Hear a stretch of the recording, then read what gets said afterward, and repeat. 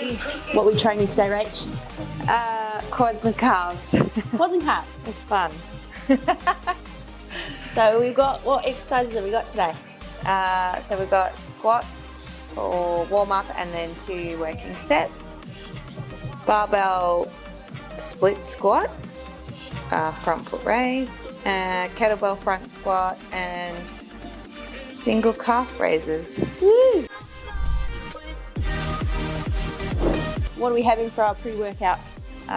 Just half a banana and WPI, coffee and water. Very nice.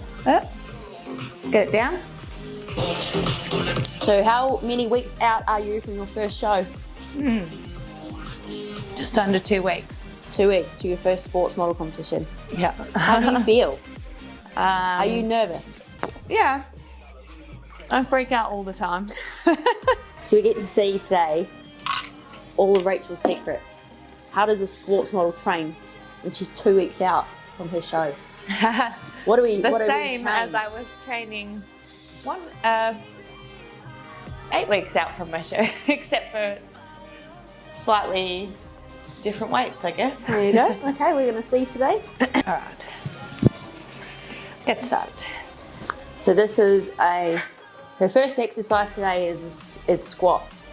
So she's going to do a full warm up on squats here.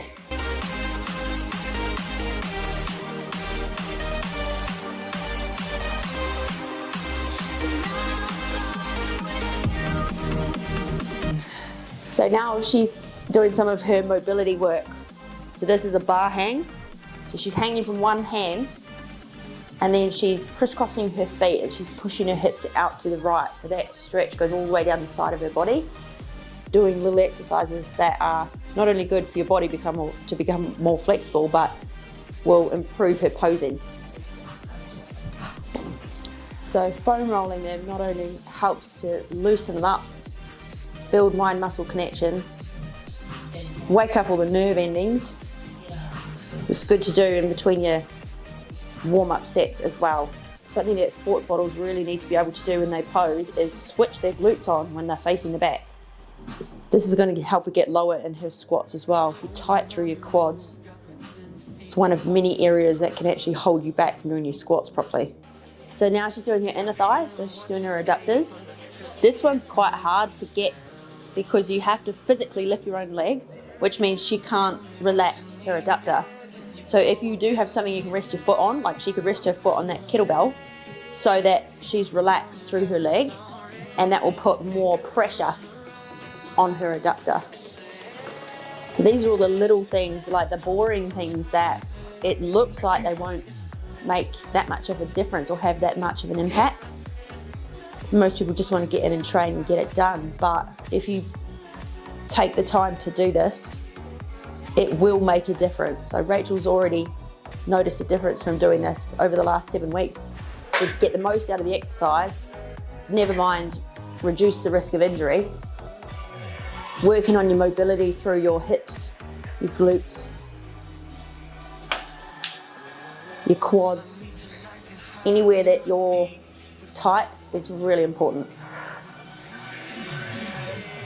Especially if you're someone like Rach who actually trains consistently and heavy. So you've got a back and biceps workout, and sometimes you'll do back in the morning and biceps at night. Yeah. So you cut the workout somewhere in the middle, do 3/4 in the morning and the other quarter at night. Yeah. That's one of the benefits of training at home. You don't have to go to the gym twice. True. So this is her third warm-up set. She's been going for just over 20 minutes now. So you can see how long this warm-up takes. And I just think that if you warm up correctly, where she's not actually taking herself to fatigue, she's progressively warming herself up here, that you can't warm up too much. Most people don't warm up enough, which means either their intensity suffers or they're putting themselves at a risk of injury, obviously. But to get the most out of the exercise, you want to make sure that you are properly warmed up, and that means taking the time to actually warm up properly. Do all the boring stuff that Rachel's doing. So now she's bar hanging again. She's going to go through all that, what you've just seen, she's going to do that all again. So tell me, well, what does it feel like to be 2 weeks out from your first sports model competition? You have no idea. This is what every sports model tells me for their first show. They have no idea if they're going to look good. They have no idea if they're going to be good enough. They have no idea if they're going to fall over in their heels. What goes through your head? Yes, the falling over in my heels. Right. So you worry about falling over in your heels? Because I'm at my first comp, I'm doing wellness and sports. So in wellness, I have to wear heels, and then sports is wellness. So.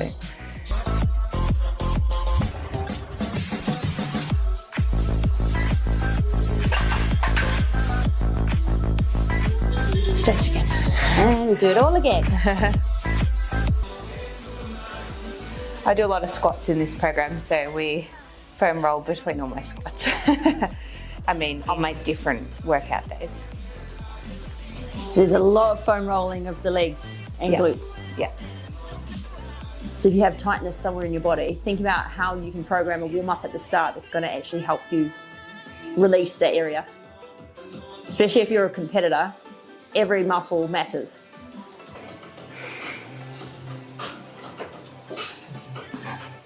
So she did this yesterday for back and biceps as part of her warm-up. She did 1 working set.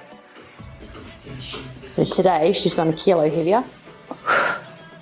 She has to meet the reps and do 2 sets.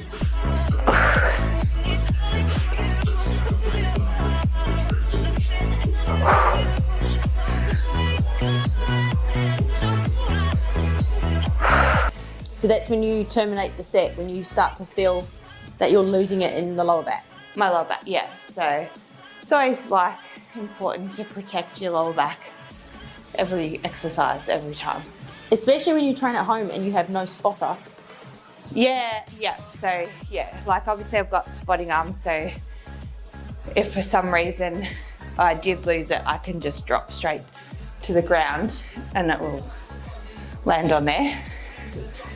But it's really important, I think, when you train alone that you feel when you're starting to lose form, so you know when to terminate. And we keep going.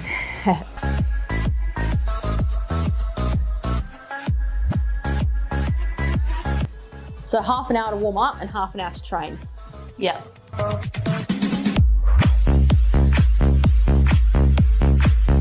So you can see there, she's keeping her lower back tight.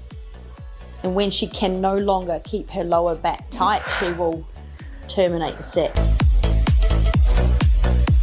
So this is a quads and calves workout. So this is a quad focused type of split squat, which is why we've raised her front foot a little bit. So she is leaning forward a little bit because we want to load the quad on the front leg. And the back leg is just there for balance and support, not for loading.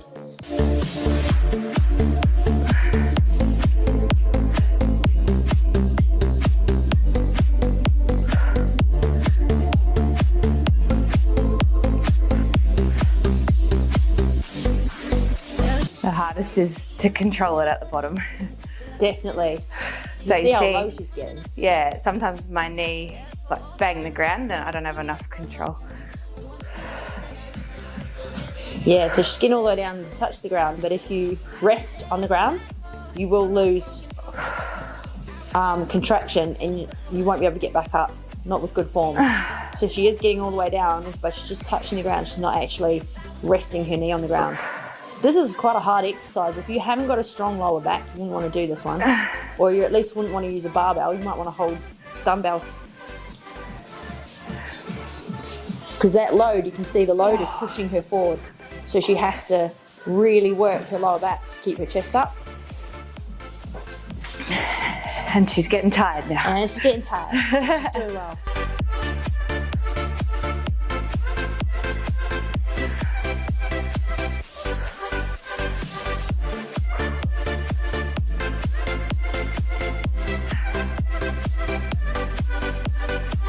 So she's done a barbell back squat, now she's going to do a front squat. So obviously now the weight is in the front of her body, not in the back.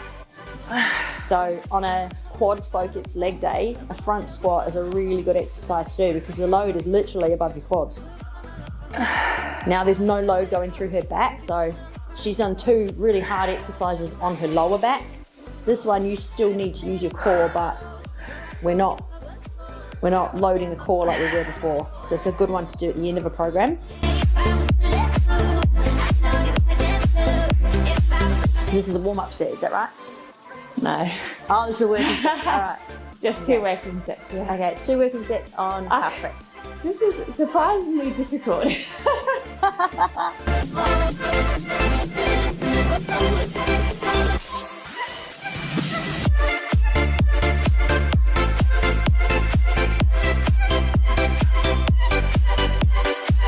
Doesn't look hard. It's one of those exercises that looks pretty easy until you try it and then you realise, no, that's not easy. That's ours. Yeah.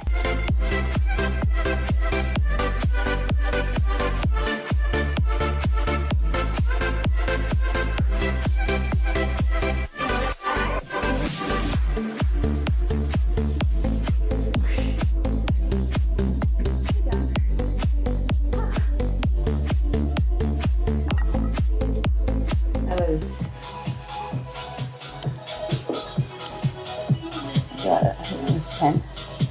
Might have been 9 on one side and 10 on the other. It's alright, I can watch my video. Yeah. I can show you later. Rewind. That's it. Well done. Quads and calves, smashed.